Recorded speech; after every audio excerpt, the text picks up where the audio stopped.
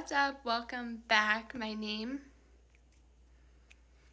sign name, and today we are learning if British Sign Language is the same as ASL. And first, no, it's not. Does it have the same signs? I actually do not know. I don't know British Sign Language at all.